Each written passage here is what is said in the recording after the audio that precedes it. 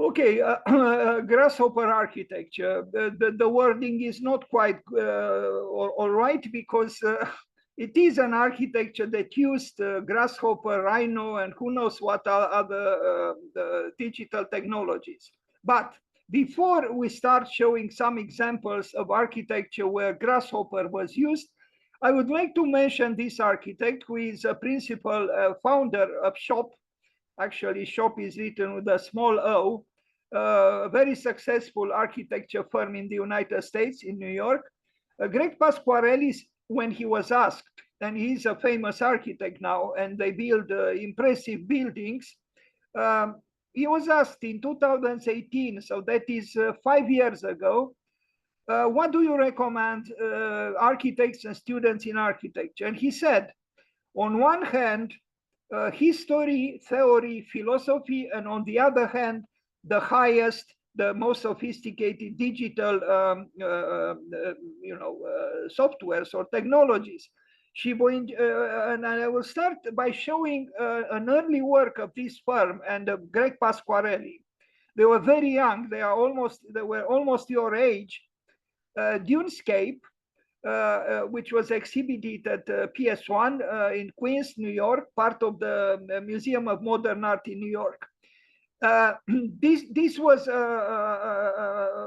many years ago, I don't know, about 25 years ago, or maybe even more. But I want to stress that it's possible to be very creative and still so-called human using the digital technologies. In the year 2000, so it was 23 years ago, the Museum of Modern Art began its Young Architects program, a competition to imagine an installation in the forecourt of its PS1 Art Center in Queens.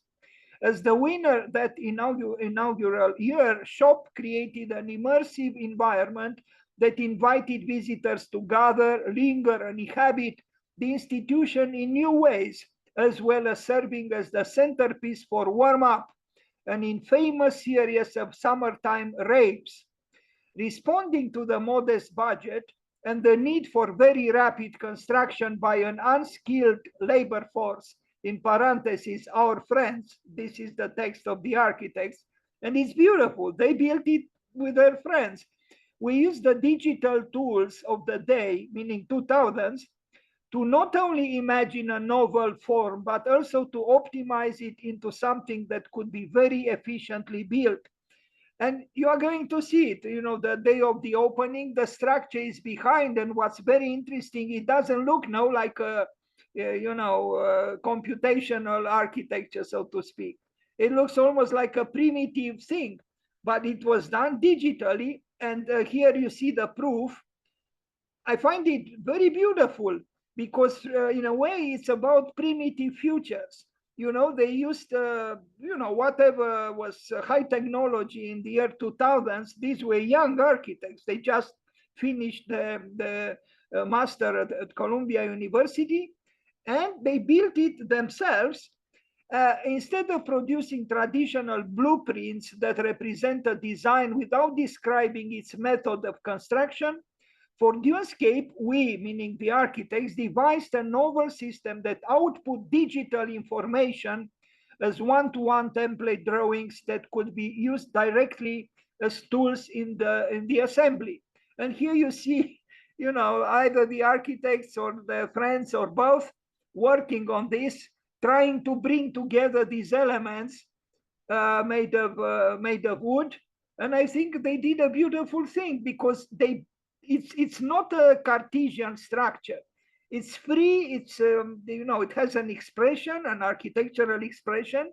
It is an adventure, in other words. So Dunescape inspired what has become SHOP's signature approach to construction technology, working to eliminate the unnecessary barriers between imagination and realization that have always complicated the process of creating great architecture. Arranged and assembled thoughtfully with our digital tools, simple, authentic materials can be used to achieve surprisingly sophisticated spaces and effects. And here it is, using digital technology. I have the highest respect for Kenneth Frampton, but I do not agree with him that the computer destroyed architecture. No, I wouldn't say so. It has its limit, it has its problems, but it also has its power and its potential. And of course, this could have been done also kind of like an ad hoc architecture, spontaneously, but it's even more beautiful somehow that it was done rigorously, digitally, mathematically, but the effect is that it's spontaneous, it's organic. So this is not a little thing. And here other people enjoying the opening of the show of this pavilion they built. Now they build unbelievable skyscraper shop. So please check out their names on Google Images and their website.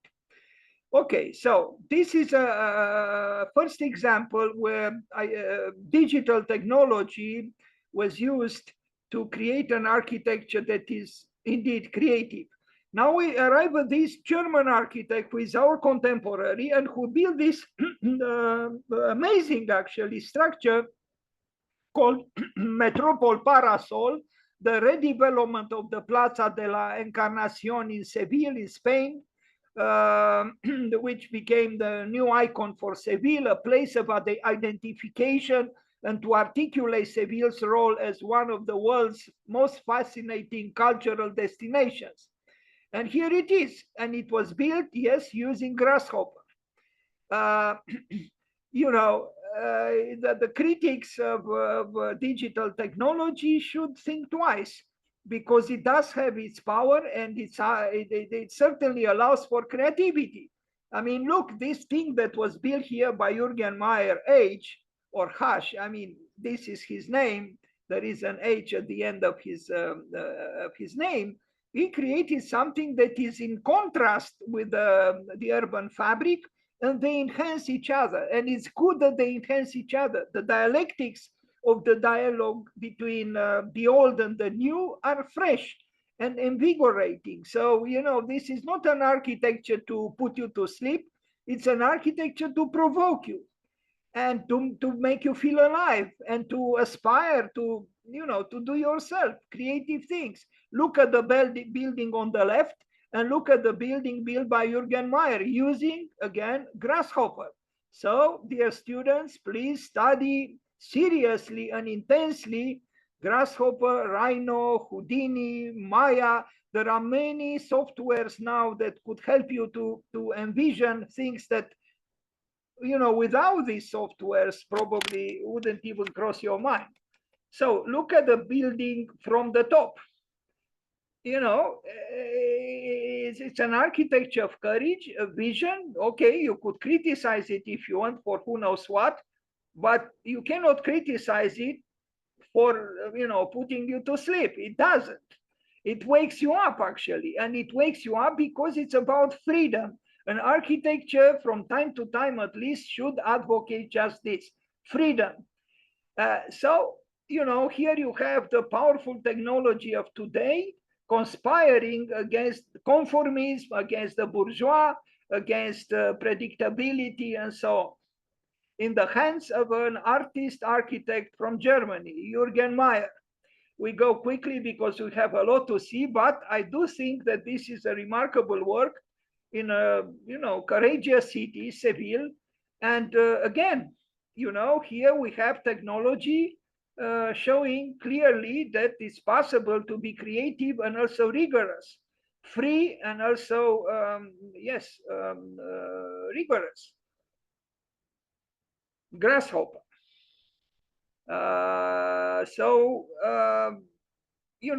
The potential is very, very high, but you have to be very well prepared in order to, be able to activate the machine to achieve a freedom which, without the machine, you might have actually difficulties to arrive at. I'm not saying it's impossible, but, the machine could sometimes help you. And strangely, it could help you to humanize yourself. I saw yesterday a poster from what's his name? This architect from Great Britain. I'm getting old and I'm beginning to forget names. Um, I better not get into this, but I did play with the word because he published a book. I'm only thinking of Hans Meyer because I will make a presentation on Hans Meyer now, but it's not Hans Meyer. Anyway, the gods are punishing me for trying to do too many things. He talked about humanizing, and I played with the word. If you replace the N with an M and the M with an N, you get a or I don't know how to pronounce very well in English, hunamize, deriving the word from hun, the nomadic aggressive population, which actually worked to dehumanize the world, or at least Europe. Anyway, the section through the building in Seville by Jürgen Mayer. And, you could say this is utopia. It's not utopia. It was built. It functions. The people enjoy themselves around the building and around this sculptural canopy and so on. You would say this is a Wiener archigram. Well, it's not. It's built in Seville, and it was built recently.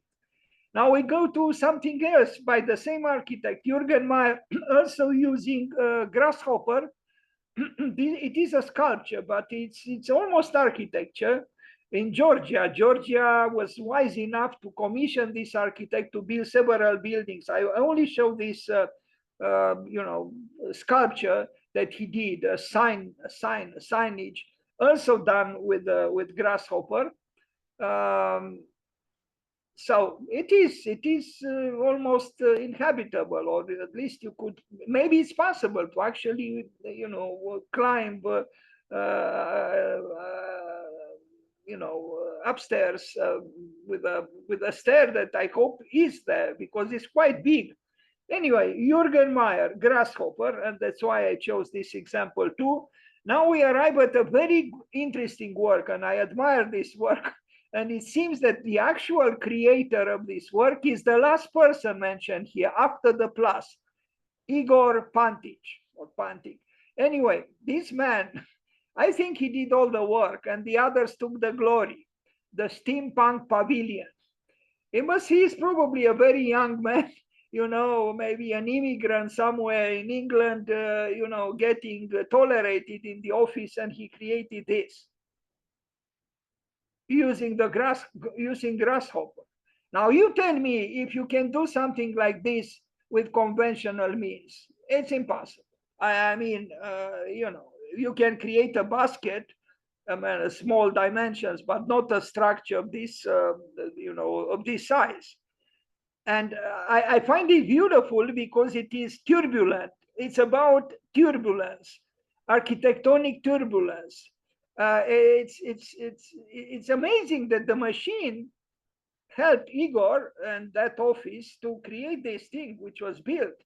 The truth of the matter is these softwares, if you use them creatively, they could help you a lot to infuriate people who are jealous of creativity, who are jealous of the artists, who are jealous of those who express themselves with courage and enthusiasm and exuberance. Bravo to Igor, and bravo to this office. I don't know, but in some places I saw this pavilion connected with this man. I mean, with the last person in that assemblage of several names. Anyway, it's handmade, but it's handmade based on a model that was generated through Grasshopper and Rhino, and who knows what else he used. I mean, I do think that Daniel Lipskin was right, that architecture is not actually about bricks, stones, materials, formulas, technologies, industries, but about wonder. Yes, about wonder. And if you don't create wonder, what do you actually create? Here it's a quest for the unknown, for wonder. And yes, it's a knot. You know, some people will say, what is this? Well, it's good that this question pops up. What is this? We don't know. It's a turbulence. It's an architectonic sculptural turbulence done with Grasshopper. So, moving forward,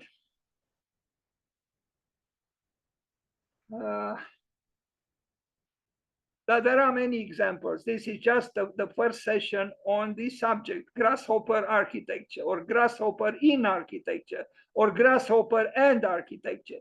And you see here, I like, again, the dialectics of this picture. You see the spire of the old church, and then you see the new structure, that, you know, the vortex, the turbulence of Igor, I forgot his last name. Anyway, I find it enticing and provocative, and I think we need more architecture that is enticing and provocative. I mean, compare this with what is behind. Yes, behind there are so-called functional buildings, but they are boring like hell. Sorry for being so abrupt. Now, the absolute towers, again, with Med Architects, many of the works are using you know, the fluidities of contemporary technology. But in this particular case, it's very clear that they used Grasshopper and Rhino, and they built these towers in Toronto, in Canada, but I don't think, I don't know if it is in Toronto. I should have double checked. Anyway, they are remarkable because they were inspired actually by that famous photograph of Marilyn Monroe. And these were very young architects at that time. You know, I mean, I love this. I mean, young architects should have courage and should be inventive and should provoke the world with their vision. You know, but without knowledge of digital technology, they could not have done this. You see the buildings on the right, and you see the buildings built by Med Architects. And they had communism too. You know, I mean, they came from China. Now China had Mao, a very, very restrictive and even tragic communism now. And yet, look at them, Chinese young architects from China building these things. Well, thanks to the technology with the T-square and the rectangle, you cannot make something like this. It's impossible. You can make the buildings around them with the T-square and the rectangle, but not the absolute towers by Med Architects. And here you see each plan is positioned a little bit differently based on the ellipse. So again, here you need the computational power of you know, sophisticated technology, and they did it, and it was built as you saw it clearly. It's not just a you know, a fantasy. Now, big Bjarke Ingels, he couldn't miss the boat, right? Serpentine Pavilion. Well, here he is again, Grasshopper.